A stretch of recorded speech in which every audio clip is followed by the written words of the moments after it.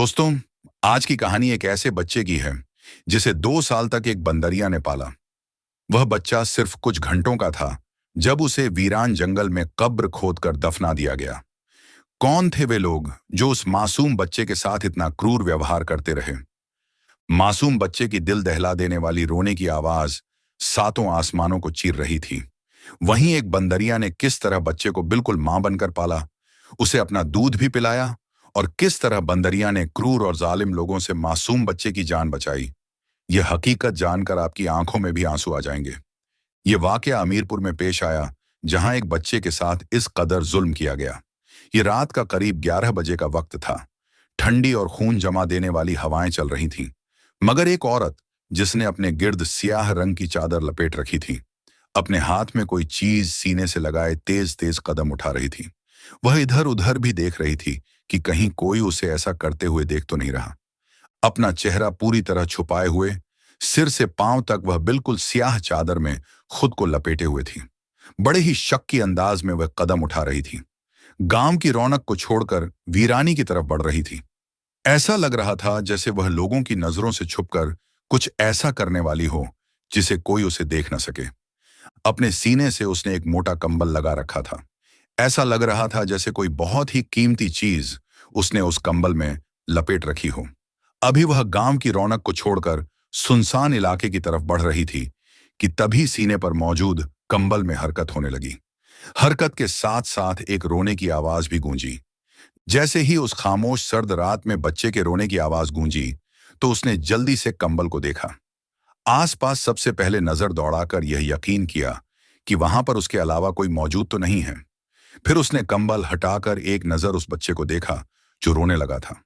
उसने बच्चे को हिलाकर चुप करवाने की कोशिश तो बहुत की, मगर वह और जोर से रोने लगा।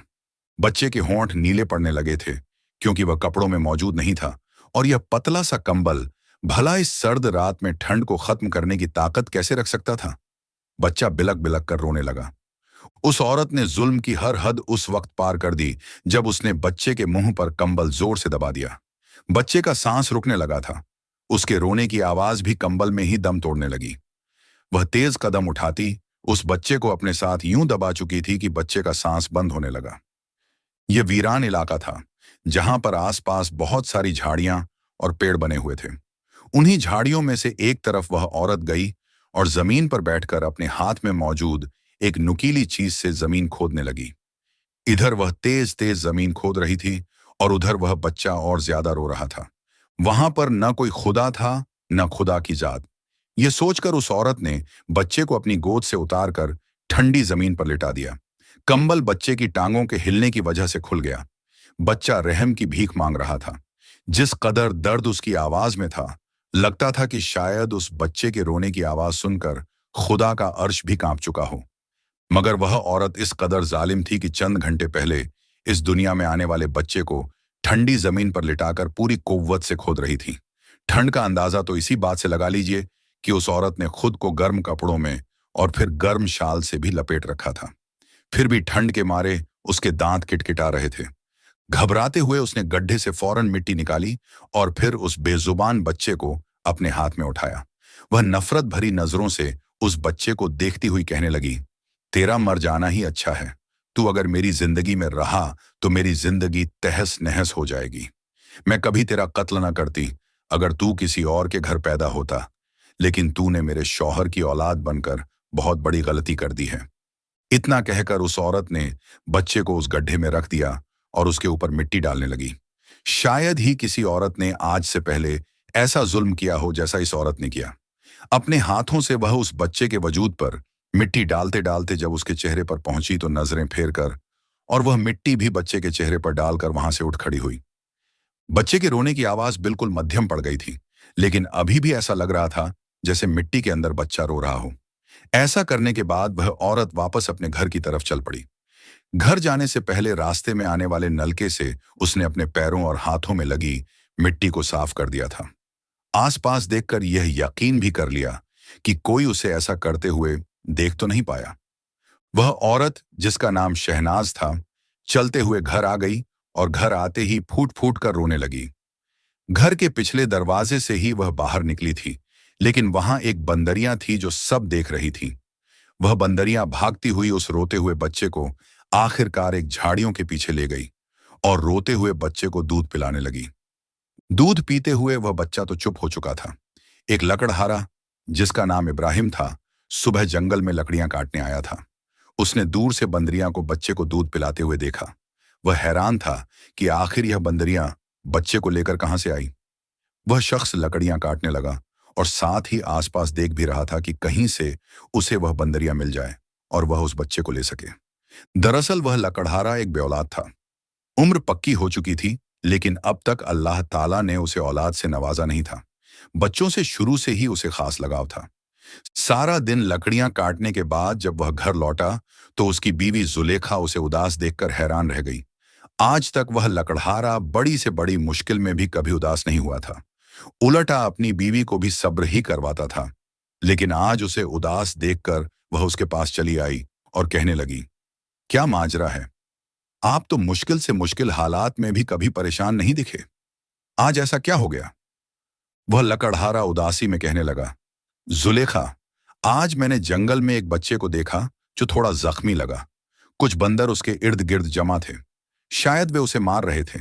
एक बंदरिया तो उस बच्चे के जख्म पर मुंह लगाकर शायद उसे नोच रही थी। मैंने बहुत कोशिश की कि उन बंदरिया से उस बच्चे को बचा सकूं, लेकिन वह बंदरिया पता नहीं उस बच्चे को लेकर कहां चली गई। जुलेखा भी घबरा चुकी थी। कहने लगी, हाय, ये क्या हो गया? वह बच्चा कहीं जख्मी ना हो चुका हो। मुझे तो लगता है वह बंदरिया अब तक बच्चे को मार चुकी होगी। मगर वह लकड़हारा कहने लगा, नहीं, मुझे नहीं लगता कि वह मर चुका होगा। मेरा दिल कहता है कि वह जिंदा होगा, लेकिन मैं उसे ढूंढूं तो कहां? उस लकड़हारे ने अपनी बीवी से कहा, तुम जाओ, जरा गांव में पता करके आओ कि कहीं किसी का बच्चा गुम हुआ है। 4-5 महीने का बच्चा जिसे बंदरियां उठाकर जंगल में ले गई हो। जुलेखा अगले ही दिन पूरे गांव को छान कर आ चुकी थी, लेकिन कहीं से भी उसे यह खबर नहीं मिली। आखिरी घर अब शहनाज और नूरीन का ही रह चुका था। अपने बच्चे को खोकर नूरीन भूल भटक कर आधी हो चुकी थी। शहनाज ने तो उसे घर की नौकरानी बनाकर रख दिया था। खुद वह अपने बेटे को अपने साथ बिठाए उसे फल काट कर दे रही थी, जबकि नूरीन खराब तबीयत होने के बावजूद सारे घर के कामकाज में लगी हुई थी। मोहम्मद नूर काम पर गया था। जब लकड़हारे की बीवी उस घर में आई और बताने लगी जो कुछ कल लकड़हारे ने जंगल में देखा था, तब शहनाज के फल खाते हुए हाथ रुक गए। तुरंत उसके चेहरे की हवाइयां उड़ गईं। वहीं नूरीन न जाने क्या सोचकर उनके पास चली गई और कहने लगी, कौन था वह बच्चा? जिंदा था। अगर उसकी सांसें चल रही थीं तो उसे अपने साथ वापस क्यों नहीं ले आए? शहनाज को न जाने क्यों एक खौफ सा महसूस होने लगा। डांट कर कहने लगी, नूरीन, तुम कमरे में जाओ, जाकर मेरे कमरे की सफाई करो। इस घर में बड़े मौजूद हैं, तुम्हें हर मामले में बोलने की जरूरत नहीं है। शहनाज की सास तो कब की फौत हो चुकी थी और उनकी फौत के बाद वह खुद इस घर का तख्त संभाल कर हर एक मामला हल करती आ रही थी। लकड़हारे की बीवी ये सारा माजरा बताने के बाद वहां से चली तो गई, लेकिन शहनाज को खौफ आने लगा। बार बार दिल में वसवसे आने लगे कि कहीं यह वही बच्चा तो नहीं जिसे वह दफना कर आई थी। लेकिन वह बच्चा तो मर चुका था ना। वह खुद से ही हमकलाम होकर यह बात कहे जा रही थी। चंद रोज यूं ही गुजर गए, लेकिन उसे चैन नहीं आ रहा था। शहनाज के दिल में बार बार यह ख्याल आ रहा था, एक मर्तबा जाकर देखो तो सही। अब तक तो बच्चे की हड्डियां भी बाकी नहीं बची होंगी। एक मर्तबा जाकर उस बच्चे के बाकी जिस्म के हिस्से देखने में कोई हर्ज तो नहीं है। कम से कम रातों को सुकून से सो तो पाऊंगी। ये सोचकर शहनाज अगले रोज बहाना बनाकर दोबारा उसी जगह पर आई जहां उसने कई माह पहले एक बच्चे को जिंदा दफना दिया था। वहां पर आने के बाद उसने आसपास एक नजर दौड़ाई और फिर मिट्टी खोदने लगी। जैसे जैसे मिट्टी खोद रही थी, दूर दरख्त पर बैठी हुई वहीं बंदरियां यह मंजर अपनी आंखों से देख रही थी। बंदरिया को याद था कि जमीन के इसी हिस्से से उसने उस बच्चे को निकाला था। अब वह औरत जिस तरह मिट्टी खोद रही थी और मिट्टी खोदने पर जिस्म का कोई हिस्सा जब उसे न मिला, तो उसे परेशान देख बंदरियां भी ये जान गई थी कि किरदार उसी औरत का है। उस लड़के को जिंदा दफनाने में हाथ शहनाज का ही था। शहनाज ने जब जमीन को बिल्कुल खाली पाया तो उसके माथे पर बल पड़ गए। बच्चा कहाँ जा सकता था? उसने उस जगह के आसपास बहुत मकामात पर मिट्टी खोद कर देखा, मगर कहीं भी उसे जिस्म के हिस्से दिखाई नहीं दिए। यही सोचकर उठकर घर चली आई। समय बीतता गया और बंदरिया ने उस बच्चे का नाम रखा अली। 2 साल तक बंदरिया उस बच्चे को पालती रही। एक दिन लकड़हारा इब्राहिम जंगल में लकड़ियां काट रहा था, तब बंदरिया अली के साथ वहां आई। इब्राहिम ने बंदरिया से इशारे में पूछा, वह बच्चा वही है क्या? बंदरिया अपने तरीके से हामी भर दी। फिर इब्राहिम ने अली को अपने साथ घर ले जाना चाहा। इशारे में उससे पूछा, वह बंदरिया के पास जाना चाहता है? बच्चा इंसानों की जुबान को समझ नहीं पाया, लेकिन हामी में सिर हिलाने लगा। बार बार बाहर की ओर इशारा करने लगा। पूरे गांव में तबाही हो चुकी थी। जैसे ही लकड़हारा उस बच्चे को लेकर घर से बाहर निकला, तो सामने खड़ी बंदरिया ने बच्चे को देख लिया। वह लगभग हर घर में, हर खिड़की से अंदर झांक कर देख रही थी। जैसे ही उस बंदरिया ने बच्चे को देखा, तो फौरन शोर मचाती हुई बाकी बंदरों को सूचना देने लगी कि तबाही मचाना बंद कर दो, मुझे बच्चा मिल चुका है। वह बंदरियां भागकर उछलते कूदते उस बच्चे तक आई और उस लकड़हारे के हाथ से बच्चे को छीनकर उससे यूं लिपट गई, जैसे मां अपने बच्चे से लिपटकर उसे प्यार करती है। उसे अपने सीने से लगाकर वह कभी उसका माथा चूमती, तो कभी उसके गाल पर अपनी जुबान फेरती। लकड़हारा, उसकी बीवी और बाकी गांव वाले यह मंजर देखकर हैरान थे। वहां पर काफी लोग इकट्ठा हो गए थे। उस बच्चे ने न जाने अपनी जुबान से क्या कहा कि सारे बंदर वहां से चुपचाप वापस जंगल की तरफ चले गए। लेकिन जब वह बंदरियां उस बच्चे को अपने साथ ले जाने लगी, तो वहां मौजूद लकड़हारे ने उसे रोक लिया। उसने बड़े प्यार से उस बंदरिया और बच्चे को अपनी गोद में उठाकर कहा, यह बच्चा इंसान का बच्चा है, जानवरों का नहीं। यह जंगल इसके लिए खतरों से खाली नहीं है। हाँ, यह सच है कि जिस अल्लाह ने अब तक इस बच्चे की हिफाजत की है, वह आगे भी इसकी हिफाजत कर सकता है। लेकिन अब हमारी नजर इस पर पड़ चुकी है। हम इसे जानबूझकर जंगल में नहीं भेज सकते। वहां खतरनाक कीड़े मकोड़े और दूसरे जानवर भी होते हैं। यह इंसानों का बच्चा है और इसे इंसानी तालीम और तरबियत की जरूरत है। मैं इसे फिर से जंगल में नहीं भेजूंगा। यह अब हमारे साथ ही रहेगा और तुम भी हमारे साथ हमारे घर में रह सकती हो। वह बंदरियां, जिसके अपने बच्चे तो बड़े हो चुके थे, मगर वह अपने बच्चों से ज्यादा इस इंसानी बच्चे से मानूस हो चुकी थी। अपना जंगल छोड़कर वह उस गांव में उस लकड़हारे और उसकी बीवी के साथ उसी घर में रहने लगी। वह बच्चा भी अब उसी घर में रहने लगा।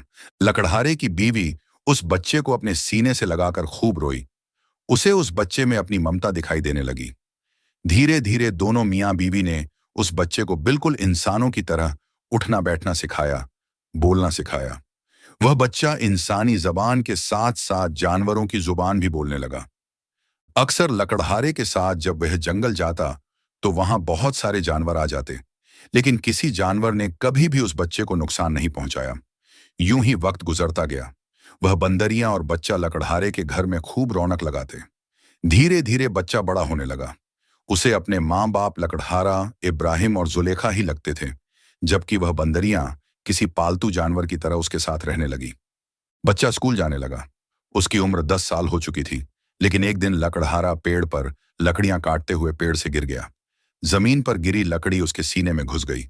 बड़ी बुरी तरह से तड़प तड़प कर उसकी मौत हो गई। उस दिन लकड़हारे की बीवी की जिंदगी में कहर टूट पड़ा था। उसका शौहर उसे इस भरी दुनिया में अकेला छोड़कर चला गया। वह बच्चा, जिसका नाम लकड़हारे ने अली रखा था, उसे अपनी गोद में लेकर वह कितनी ही देर तक रोती रही। लकड़हारे को दफना दिया गया। लकड़हारे की ख्वाहिश थी कि इस बच्चे को पढ़ा लिखाकर बड़ा बनाना है, उसे अनपढ़ नहीं रखना। जैसे तैसे लकड़हारे की बीवी लोगों के घरों में काम करके गुजर बसर करने लगी। जिस दिन छुट्टी होती, स्कूल से वापस आकर अली भी अपनी मां के साथ काम करने जाता। हकीकत में अली जिस घर का चिराग था, वहां तो सब यही समझते थे कि वह मर चुका है। अल्लाह ताला ने मोहम्मद नूर को दिन दुनी रात चौगुनी तरक्की दी और वह एक कामयाब कारोबारी शख्सियत बन चुका था। घर में पैसों की रौनक थी। शहनाज और उसका बेटा पैसों में खेल रहे, जबकि नूरीन शहनाज की दी हुई तकलीफों और डिप्रेशन की वजह से दिन ब दिन भूलती जा रही थी। उस घर में उसकी हैसियत एक नौकरानी जितनी हो चुकी थी। बात बात पर ताने सह सह कर वह बीमार हो चुकी थी। मोहम्मद नूर भी अब उस पर कोई खास ध्यान नहीं देता था। एक दिन जब अली ने स्कूल से आकर अपनी मां जुलेखा से कहा, स्कूल में एक तकरीब होने वाली है, सभी बच्चे नए कपड़े और जूते पहनकर आएंगे। मेरे पास तो ना अच्छे कपड़े हैं और ना ही जूते, इसीलिए मैं उस तकरीब में जाऊंगा ही नहीं। जुलेखा उदास हो गई। उसने अपने बेटे को सीने से लगाकर कहा, नहीं, मैं एक और घर में काम पकड़ लूंगी। इस एक हफ्ते में जो भी पैसे मिलेंगे उनसे तुम्हारे लिए नए कपड़े और जूते ले आऊंगी। अपने बेटे की ख्वाहिश पूरी करने के लिए वह एक और घर में काम तलाशने लगी। अंततः वह मोहम्मद नूर के घर पहुंची, जहां उसे काम मिल गया। वह वहां रोज सफाई करने जाती और उसके बदले में उसे पैसे मिलते। एक दिन जुलेखा अपने बेटे अली को भी साथ ले गई। उस दिन शहनाज का बेटा भी घर पर ही था। उसने अली को देखते ही उसे छेड़ना शुरू कर दिया और उसके कपड़ों का मजाक उड़ाने लगा। अली चुपचाप सब सह रहा था, लेकिन बंदरियां, जो अली के साथ हमेशा रहती थीं, घर के बाहर छुपी हुई थी। जब उसने अली को परेशान होते देखा तो वह चुपके से अंदर आई। शहनाज अपने बेटे के स्वभाव से वाकिफ थी, लेकिन हमेशा की तरह उसने आंखें मूंद लीं। तभी नूरीन ने शहनाज के बेटे को डांटा।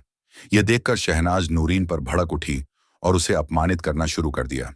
नूरीन को दुखी देखकर अली ने विरोध करना चाहा, लेकिन वह कुछ कह नहीं पाया। तभी अचानक बंदरिया अंदर आ गई और सीधे शहनाज पर झपट पड़ी। आंख के मुंह पर नाखून मारे वह शहनाज के बाल नोचने लगी और उसे मारने लगी। मोहम्मद नूर तो घबरा गया, फौरन आगे बढ़कर उस बंदरिया को वहां से हटाने लगा। नूरीन तो घबरा चुकी थी। आखिर ये हो क्या रहा था? अली बार बार जानवरों की जुबान में उस बंदरिया को वहां से हटने का कह रहा था, लेकिन उसने शहनाज का मुंह नोचकर और लहूलुहान कर दिया। ऐसा लग रहा था जैसे बदले की आग वह आज उतारने वाली हो। जानवर होकर एक इंसान को सजा दे रही हो, उसे बता रही हो कि इंसान ऐसे इंसानियत से गिरे हुए काम नहीं किया करते। लेकिन अली ने ही आगे बढ़कर उस बंदरिया को अपने सीने से लगा लिया और रोने लगा। फौरन उस बंदरिया को लेकर वह घर से बाहर चला गया।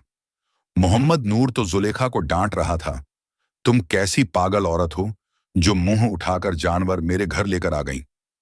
ये सब आनन फानन में हो गया। शहनाज का चेहरा पूरी तरह से घायल हो चुका था। उसकी एक आंख भी खराब हो चुकी थी। फौरन उसे अस्पताल ले जाया गया। मोहम्मद नूर को इस कदर शदीद गुस्सा था कि कहने लगा, अगर मेरी बीवी को कुछ भी हुआ तो मैं तुम्हें पुलिस के हवाले कर दूंगा।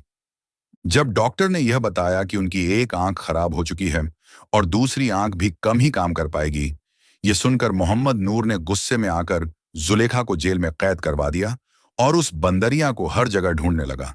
जहां भी मुझे वह बंदरिया नजर आएगी, मैं उसका कत्ल कर दूंगा। असल मुआमला क्या था, कोई भी समझ नहीं पा रहा था। जख्मी चेहरा लिए शहनाज घर तो आ चुकी थी, लेकिन जरा सी आहट पर भी डर जाती थी। इधर वह बच्चा अली घर में अकेला भूखा प्यासा रह गया। वह बंदरियां पहले भी जंगल में जाकर अली के लिए कुछ लाती रहती थी। अब भी वह जंगल में गई और कुछ फल लेकर आई, लेकिन नूरीन के दिल में बार बार उस बच्चे को सोचकर खलल आ रहा था। न जाने वह बच्चा किस हालत में होगा। एक दिन छिप छिपाते वह लोगों से पूछते हुए लकड़हारे के घर पहुंच गई और अली को अपने साथ लेकर जाने लगी। वह बंदरियां जानवर थी, लेकिन शायद अल्लाह ताला ने उसे कोई खास नेमत जरूर अता कर रखी थी। वह बंदरिया नूरीन और अली को लेकर जंगल के उस हिस्से में चली आई जहां पर उसे अली मिला था। नूरीन कुछ समझ नहीं पा रही थी कि आखिर वह बंदरिया कहना क्या चाहती है, लेकिन अली बंदरिया के इशारे और जबान समझकर फूट फूट कर रोने लगा। नूरीन अली को रोता देखकर कहने लगी, बेटा क्या हुआ है, तुम रो क्यों रहे हो? क्या कह रही है यह बंदरिया तुमसे? अली रोते हुए बंदरिया को उसकी जुबान में कुछ कहने लगा। कुछ देर बाद ही वहां पर और भी बंदर आ गए। एक बंदर ने अपने गिर्द काले रंग का कपड़ा लपेटा और हाथ में एक छोटी सी पोटली उठाकर यूं चलते हुए आने लगा, जैसे उस रात उन्होंने शहनाज को चलते हुए देखा था। उस बंदर ने उस पोटली को एक जगह मिट्टी खोदकर उसमें दफना दिया। यह मंजर नूरीन समझ तो रही थी, लेकिन उसका दिमाग यकीन नहीं कर पा रहा था। जब उस बंदर ने आगे बढ़कर अली की तरफ इशारा किया और फिर इशारे से ही उसे बता दिया कि यह वही लड़का है जिसे उस रात एक औरत दफनाने के लिए आई थी, जैसे ही नूरीन ने यह सुना तो उसके कानों से धुआं निकलने लगा। दिल की धड़कन पहले से भी ज्यादा तेज हो गई। तभी उस बंदरिया ने एक और बंदरिया को यूं ही नोचना और मारना शुरू कर दिया, जैसे उसने कुछ रोज पहले शहनाज के साथ किया था, और इशारों में बताने लगी कि वह कोई और नहीं बल्कि शहनाज ही थी जिसने यह हरकत की थी। नूरीन फूट फूट कर रोने लगी। अली उसकी औलाद था और वह यह समझ रही थी कि उसका बच्चा मरा हुआ पैदा हुआ है। उसे बताया गया था कि बच्चा इंसानी शक्ल का ही नहीं था, बल्कि अजीबोगरीब मखलूक बनकर इस दुनिया में आया था। नूरीन ने उस बच्चे अली को भी अपने साथ लिया और बंदरिया को भी, और सीधे उस घर में चली आई। जैसे ही मोहम्मद नूर ने दोबारा उस बच्चे और बंदरिया को देखा तो गुस्से से पागल हो गया। वह उठा और कहने लगा, मैं इस बंदरिया को जिंदा नहीं छोड़ूंगा, मैं इसे मार दूंगा। मगर बीच में नूरीन आ गई और सारी सच्चाई मोहम्मद नूर को बता दी। मोहम्मद नूर पहले तो हैरान हुआ, फिर कहने लगा, तुम जानवरों की बात पर यकीन कैसे कर सकती हो? शहनाज दर्द से बेहाल थी, उसका चेहरा बिगड़ चुका था। सारी रात वह सो नहीं सकती थी। जब नूरीन ने यही सवाल शहनाज से पूछा तो वह फौरन मुकर गई। रोते हुए कहने लगी, ये तुम कैसे इल्जाम मुझ पर लगा रही हो? तुम्हारा दिमाग तो ठीक है। मगर नूरीन फौरन उस दाई को बुलाने के लिए मुलाजिम भेज चुकी थी। वह दाई भी अब बिस्तरे मर्ग पर पड़ी थी। उसकी आखिरी सांसें चल रही थीं। वह खुद तो आ नहीं सकी, लेकिन मोहम्मद नूर और नूरीन दोनों उसके घर जरूर गए थे। मरने से पहले उस दाई ने हाथ जोड़कर माफी मांगी और फिर बताया कि शहनाज ने उसे एक माकूल रकम दी थी और कहा था कि वह यह राज अपने सीने में दफन रखे और किसी को न बताए। दाई ने फिर लकड़हारे की बीवी जुलेखा का भी शुक्रिया अदा किया। किस्मत ने कैसे कैसे खेल खेले थे और किन मुश्किलात से गुजर कर उनका बेटा उनके पास पहुंचा था। एक गहरी सांस लेकर नूरीन सजदा ए शुक्र बजा लाई।